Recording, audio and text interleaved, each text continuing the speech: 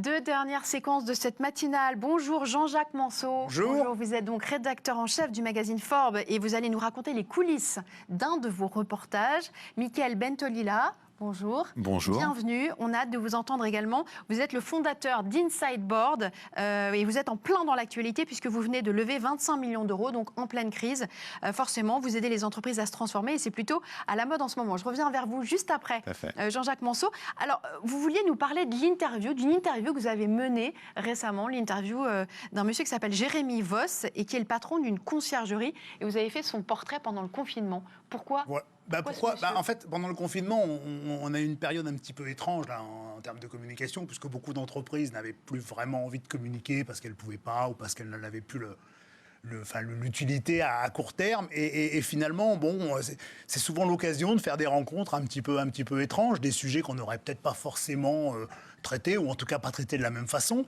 Et puis, j'avais été sollicité, un peu comme c'est assez classique dans nos métiers, par un certain nombre de gens qui s'occupent de la com, et notamment une personne qui me dit, tiens, j'ai un de mes clients qui est très...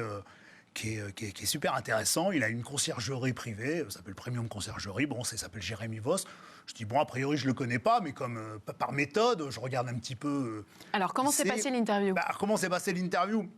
C'est que cette personne, moi les conciergeries, on voit un petit peu comment ça marche. Les conciergeries, surtout les premium, les conciergeries un peu de luxe, sont des services qui permettent aux gens qui ont finalement pas mal d'argent d'exaucer tous leurs souhaits, de réaliser tout ce qu'ils ont envie de faire, réserver un jet, réserver un yacht. Donc je me suis dit, c'est un sujet qui est un petit peu mort pendant le confinement.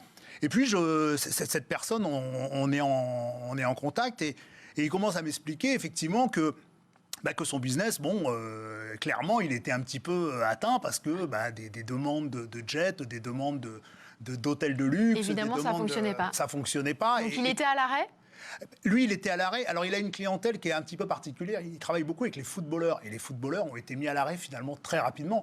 Parce que les footballeurs, ce sont des jeunes qui ont beaucoup d'argent et qui ont souvent envie, le week-end, d'aller se faire des choses un peu délirantes. Donc, il était un petit peu à l'arrêt. Et quelque part, il se demandait peut-être un petit peu aussi comment il allait pouvoir rebondir. Est-ce qu'il a modifié son offre, alors ? En fait, lui, il m'a dit, en fait, du jour au lendemain, alors qu'on me demandait généralement de booker des yachts ou des hôtels, mais les demandes ont complètement évolué. Et en fait, il s'est retrouvé, je dirais, c'est pas péjoratif, mais à avoir plus un rôle de nounou finalement vis-à-vis de cette clientèle-là qui tout d'un coup avait transformé ses demandes. Il y avait des demandes pour des rendez-vous à l'hôpital, des demandes des tests Covid, des demandes des choses très particulières. Par exemple, il avait été très surpris parce qu'il s'est retrouvé à organiser des obsèques à distance parce qu'évidemment, les gens ne pouvaient plus organiser des obsèques, en plus avec les règles de confinement très strict, donc c'était... Et en fait, son modèle, il n'a pas pivoté, parce que ça reste, la conciergerie reste son business d'origine, mais finalement, on se rend compte, avec cette crise, que les besoins de base, les besoins un peu essentiels, c'est des besoins qui sont très concrets. C'est par exemple, pour ces jeunes footballeurs, c'était de trouver des plats équilibrés parce que rester trop à la maison, on finissait par prendre un peu de poids et puis il n'y avait plus d'entraînement. Donc c'était un lien plus amical presque. C'était quasiment un lien plus sain, plus familial. C'est-à-dire qu'il s'occupait d'eux au sens premium, finalement, au sens premier de la conciergerie, c'est-à-dire offrir un service vraiment à valeur ajoutée qui peut paraître un petit peu basique. Si on vous demande d'aller faire les courses ou si on vous demande d'aller organiser un rendez-vous chez un médecin, ça peut paraître un petit peu basique comme ça. On ne s'attend pas. En général, on n'a pas besoin de payer pour ça. Mais cette clientèle-là qui s'est retrouvée finalement confinée un peu par surprise, notamment les gens qui pensaient que malgré le confinement, ils allaient quand même pouvoir... On a vu, il y a eu des abus d'ailleurs un petit peu. Il y a eu un certain nombre de joueurs qui se sont mis à partir un peu dans le sud, à s'organiser des escapades comme ça. Donc ça a été un petit peu mal vu et puis il y a eu un petit peu de presse là-dessus. Mais finalement, on se rend compte que quand on est sur un service aussi important que la conciergerie et quand on regarde ce qu'on peut apporter à ses clients, on peut pivoter, on peut proposer des choses et finalement, je pense que quelque part, le lien qu'il a avec ses clients en sort renforcé, puisque forcément, Évidemment. des gens qui vous ont rendu service pendant une période un peu de crise, on s'en souvient plus que des... Merci beaucoup, merci Jean-Jacques Manceau. Je rappelle que vous êtes rédacteur en chef du magazine Forbes. Merci de nous avoir raconté l'histoire de cette interview. J'arrive vers vous, Mickaël Bentolila. Il y a donc ceux que la crise étouffe et ceux qu'elle révèle. A priori, vous faites partie du deuxième clan, puisque 6 ans après votre création, vous avez réussi la prouesse de lever 25 millions d'euros pour accélérer le développement de votre start-up, donc plutôt vers l'international. Vous allez nous le raconter. Alors, le pitch de Inside Board, à l'heure de la construction du monde de demain, vous aidez les entreprises à se transformer. Comment ça fonctionne exactement? Vous vendez un logiciel à des entreprises, c'est ça? On aide les entreprises à réussir leur transformation avec le logiciel, qui est une plateforme qui est le lien en fait entre un employé et une transformation voulue par l'entreprise. Donc, par exemple, une entreprise va mettre un nouveau CRM comme Salesforce pour que les gens travaillent différemment à la relation client. Elle va demander à l'employé de mieux rentrer des contacts, donc que les gens savent le faire, mais vont aussi demander d'utiliser la signature électronique. Donc là, ça commence à faire beaucoup pour le même employé. Et nous, on va tout simplement faire ce lien en disant à l'employé, voilà, pour savoir comment créer un contact, pour savoir comment utiliser la signature électronique, tu as plusieurs choix. Dans une seule plateforme, tu vas pouvoir soit te former, si tu es plutôt sensible à la formation, soit jouer. On a la possibilité de lancer des challenges où tu suis un quiz, tu gagnes des badges.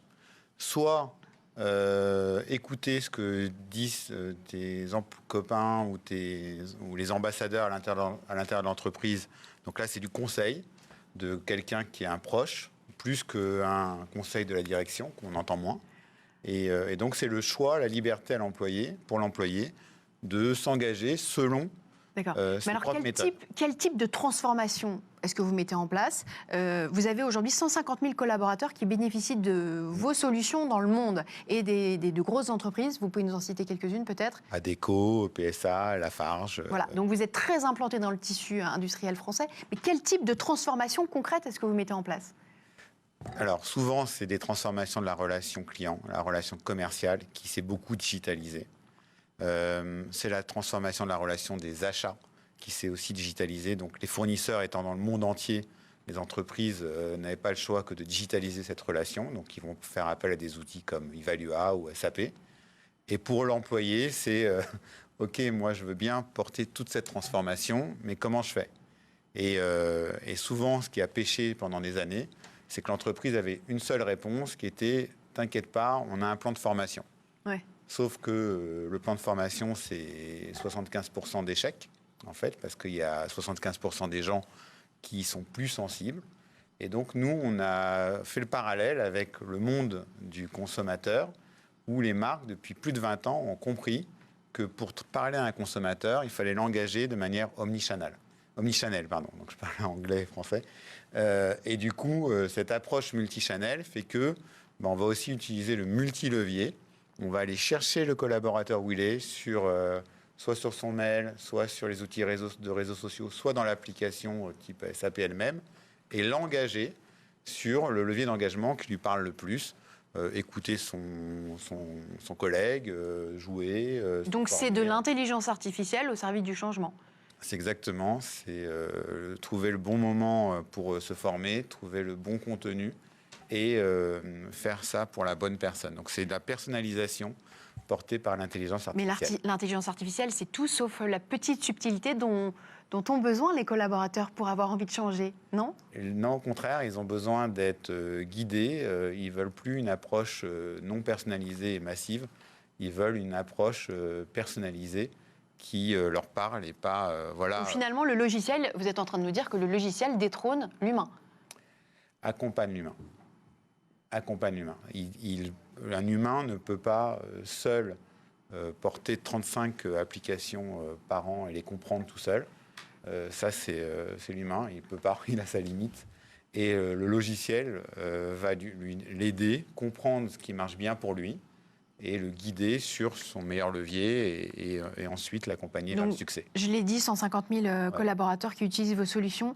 Pourquoi est-ce que les entreprises sont friandes de vos services aujourd'hui? Comment est-ce que vous arrivez à capter l'attention, à motiver les collaborateurs? Pourquoi est-ce qu'ils ont envie d'utiliser vos solutions?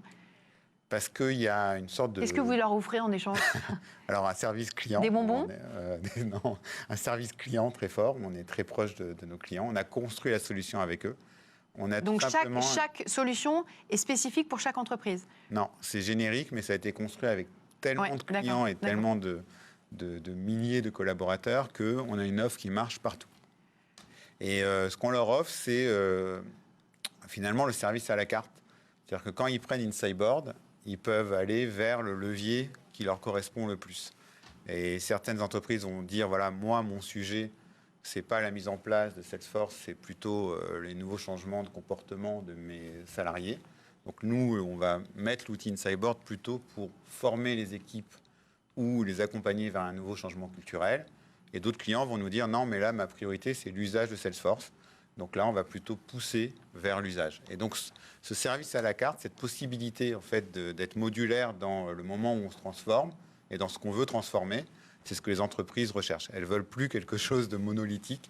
Elles veulent quelque chose où elles ont la main, elles prennent la main sur leur transformation. Et ce sont plutôt les compagnies, sont plutôt les services RH dans les entreprises que vous accompagnez, ou c'est plutôt l'entreprise, enfin, le développement? C'est une bonne question.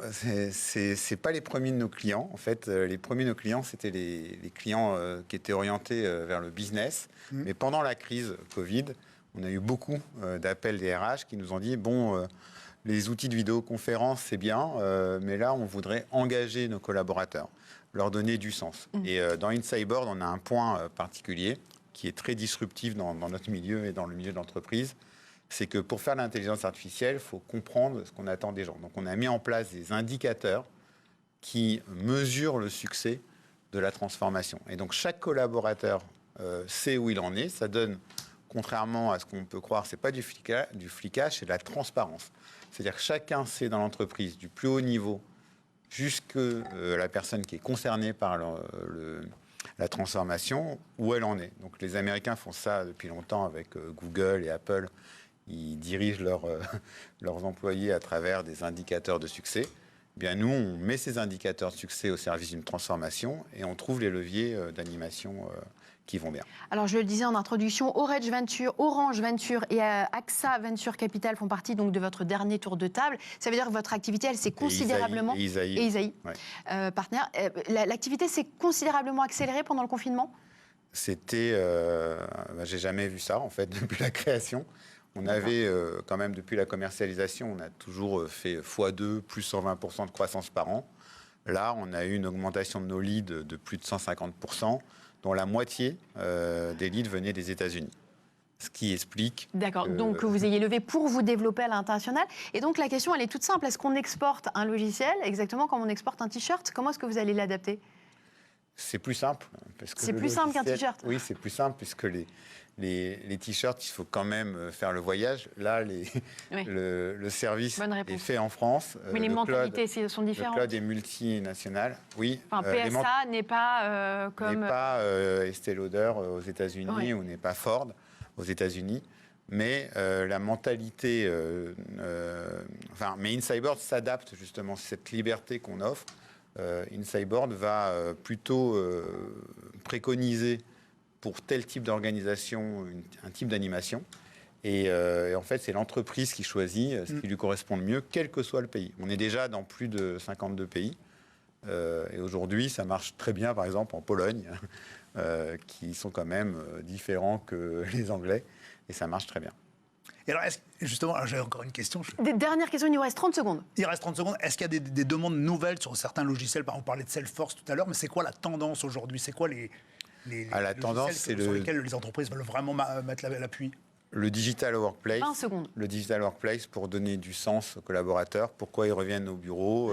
Qu'est-ce qu'ils vont faire? Donner du sens sur le développement durable. Le sens, ça aurait été vraiment le maître mot de cette, la motivation. De cette matinale. Exactement. Merci beaucoup, Michael Bentolila. Merci à vous d'être venu nous voir. Je rappelle que vous êtes rédacteur en chef du magazine Ford. Smart Up, c'est terminé. Merci beaucoup de votre fidélité.